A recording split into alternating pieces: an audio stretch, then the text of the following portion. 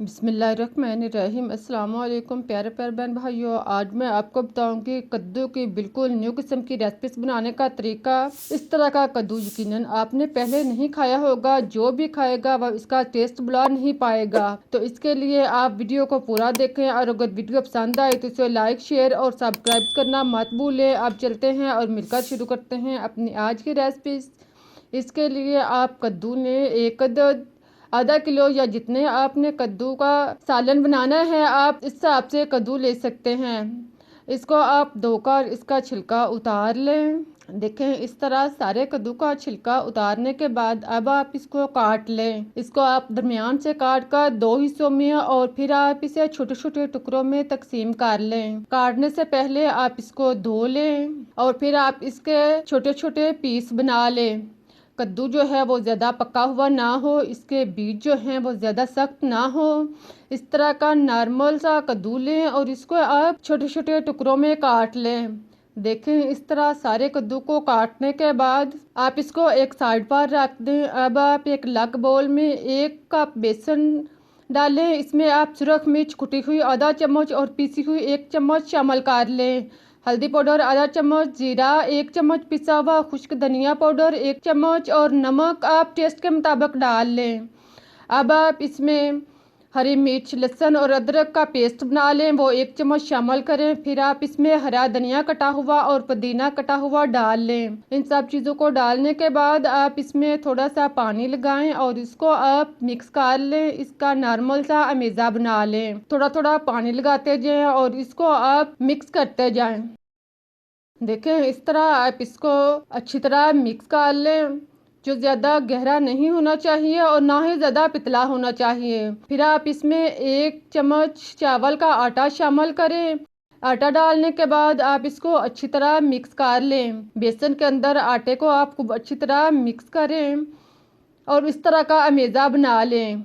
अब आप कद्दू के ऊपर ये बेसन डाल लें। मसाले मिला सारा बेसन कद्दू के ऊपर आप डाल लें। बर्तन को आप अच्छी तरह साफ कर लें। सारा अमेज़ा इसके ऊपर डालने के बाद अब आप इसको मिक्स कर लें। कद्दू के टुकड़ों के ऊपर आप इसको अच्छी तरह मिक्स कर लें, लेप कर लें। आप इसको चम्मच की मदद से या फिर हाथ की मदद से चम्मच अलकार आप लग रख लें और इसको हाथ की मदद से खूब अच्छी तरह मिक्स करें ताकि ये टुकड़ों के अंदर खूब अच्छी तरह मिक्स हो जाए, लेप हो जाए, जज़ब हो जाए। 1-2 मिनट तक इसको अच्छी तरह मिक्स करने के बाद 5 मिनट के लिए छोड़ दें। फिर आप इसके ऊपर चावल का आटा मज़ीद 1 से 1.5 चम्मच शामिल करें और इसको आप मिक्स कर लें। इसको आप दोबारा से अच्छी तरह मिक्स करें और इसका मेज़ा तैयार कर लें। देखें इस तरह तैयार करने के बाद आप घी या ऑयल को गर्म करें और फिर आप इसमें थोड़े थोड़े करके हाथ के साथ इसके पीस डालते जाएं। आप 4-5 पीस इकट्ठे चम्मच के साथ इसके अंदर डालते जाएं। इसी तरह आप बर्तन के रिक्वायर के मुताबिक आप इसमें पीस डालते जाएं और इसको आप फ्राई कर लें। आप इसको चम्मच के साथ भी डाल सकते हैं या हाथ के साथ भी डाल सकते हैं, जैसे आप चाहें आसानी के साथ इसे डाल लें और फिर आप इसको फ्राई कर लें। 1-2 मिनट तक एक साइड से फ्राई करें, साथ में आप इनको हरकत दें। अगर कोई पीस जुड़ा हुआ है तो आप इसको अलग कर लें।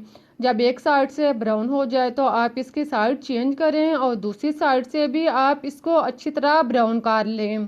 जुड़े हुए पीसों को आप अलग कर लें। दोनों साइडों से आप इसको 4-5 मिनट तक अच्छी तरह क्रिस्पी ब्राउन करें। जब इस तरह के कद्दू तैयार हो जाए तो आप इसको निकाल लें। इसको निकाल कर जालीदार बर्तन में रखें। इसका ऑयल अच्छी तरह रिमूव करें।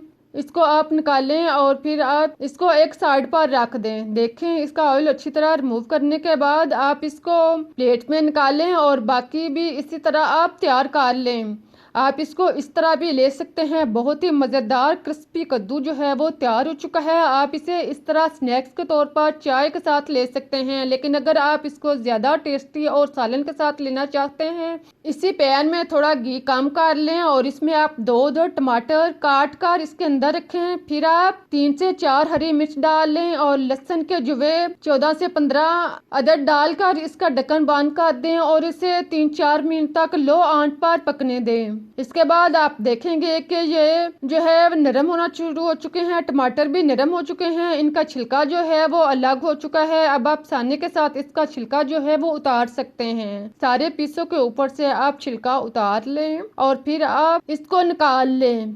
इनका ऑयल जो है वो अच्छी तरह रिमूव करने के बाद आप इसे ऑयल से अलग कर लें और अलग करके आप इसका पेस्ट बना लें। सारी चीज़ों का पेस्ट तैयार करके आप एक साइड पर रखें। आप दोबारा से आप कढ़ाई में आधी प्याली घी डाल लें और फिर आप इसमें 1 चम्मच साबुत जीरा डालकर ब्राउन कर लें। जब जीरा अच्छी तरह ब्राउन हो जाए तो आप इसमें अदरक, लहसुन और हरी मिर्च का पेस्ट डालकर मजीद इसे 1-2 मिनट तक ब्राउन करें। जब दोनों चीज़ें अच्छी तरह ब्राउन हो जाएं तो फिर आप इसमें टमाटर का पेस्ट शामिल कर दें। पेस्ट डालने के बाद आप चम्मच लाएं और इसको अच्छी तरह मिक्स कर लें। देखें, आप इसको अच्छी तरह मिक्स करें और 3-4 मिनट तक इसको पकने दें। इसके बाद आप इसमें सुरख मिर्च पीसी हुई 1 चम्मच, दानेदार आधा चम्मच, हल्दी पाउडर आधा चम्मच, खुश्क धनिया पाउडर 1 चम्मच डालकर मिक्स कर लें और इसे 3-4 मिनट तक फ्राई करें ताकि मसाला जो है वो अच्छी तरह भुन जाए और तैयार हो जाए।